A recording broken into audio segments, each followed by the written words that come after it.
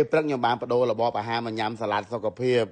គាត់ថាញ៉ាំសាឡាត់អស់ចិត្តគឺថាដាក់បាយស្រូបសាច់ជ្រូកជាប់ខ្លាញ់មកប្រអប់ដើមក្រោយបានអស់ចិត្តអូនអានឹងអីគេហៅគេអានឹងសាឡាត់ពៅសាឡាត់សុខភាពចាមានអីខ្លះមានអីខ្លះមានសាឡាត់មានដាក់មីស្ប៉ាហ្គេតមានសាច់ជ្រូក3ជាន់អត់អត់ពៅមានសាច់មាន់អូយរកសាច់ជ្រូក3ជាន់ខ្ញុំហូបអានឹងហូបទៅដើម្បីអីសុខភាពអត់មានជាតិខ្លាញ់ចាហើយខ្ញុំចូលចិត្តអាសាច់ជ្រូក3ជាន់យកមួយមានអីបងប្អូនឆ្ងាញ់តើ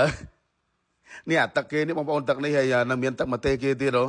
ឆ្ងាញ់ហូបបានគាត់ថាវាមិនដូចបាយស្រូបអញ្ចឹងណាបាយស្រូបសាច់ជាប់ខ្លាញ់នេះហើយយើងស្រូបទឹកខ្លាញ់ហើយដាក់នេះស្បែកខទៀតនោះអូយ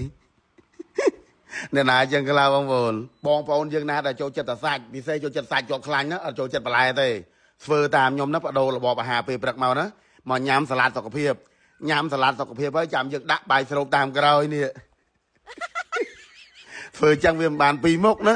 សាឡាត់សុខភាពក៏យើងបានញ៉ាំអាបាយសាច់ជ្រូកជាប់ខ្លាញ់មកយើងក៏នៅតែបានញ៉ាំនិយាយពីថាស្អីក៏មិនដូរដែរបងប្អូនអើយ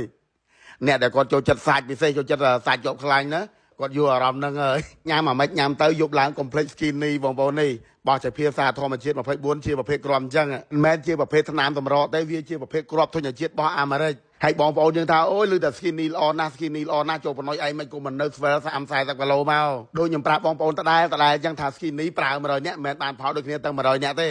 អាស្រ័យទៅតាមប្រភេទសុខភាពរបស់យើងម្នាក់ហើយកុំថាខ្ញុំមិនស្រកបងប្អូនមើលរៀងមើលពោះខ្ញុំកាលមុនហើយទោះបីជាខ្ញុំស្រកមិនខ្លាំងក៏ដោយបងប្អូនសំខាន់គឺពុកម៉ែបងប្អូនដែលបានឃើញការផ្សព្វផ្សាយរបស់ខ្ញុំហើយគាត់ហ៊ានជឿជាក់គាត់ដឹងថាប៉ុណ្ណោះអាដែរជាកុហកទេអញ្ចឹងគាត់ហ៊ានជឿជាក់ទិញប្រើអានស្រកគ្រប់គ្នាបានផលគ្រប់គ្នាអរគុណខ្ញុំគ្រប់គ្នាមិនមែនតែខ្មែរនៅក្នុងប្រទេសទេខ្មែរនៅក្រៅប្រទេសអាមេរិកអូស្ត្រាលីកូរ៉េជប៉ុនពិសេសខ្មែរនៅតៃវ៉ាន់ខ្ញុំដឹងថាខ្មែរនៅតៃវ៉ាន់បងប្អូនខ្មែរយើងទៅនៅក្នុងប្រមាណពាន់នាក់ប្រមាណ10000នាក់ទេបើបងស្រីដែលជាតំណាងលក់នៅតៃវ៉ាន់ហ្នឹងគាត់ឲ្យបងស្រីគាត់នៅខ្មែរហ្នឹងអ្នកកំងស្គីននេះឲ្យដាក់ផ្ញើទៅ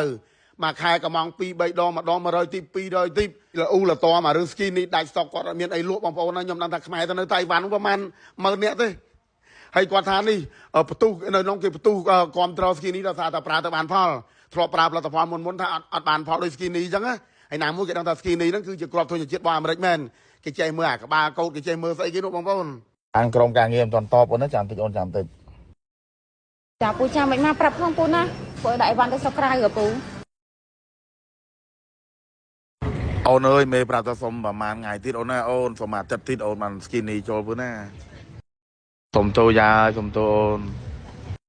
អត់អីទេទាំងពូចាំអាទិត្យទៀតមកទៀតចូលពូប្រាប់ផងពូណា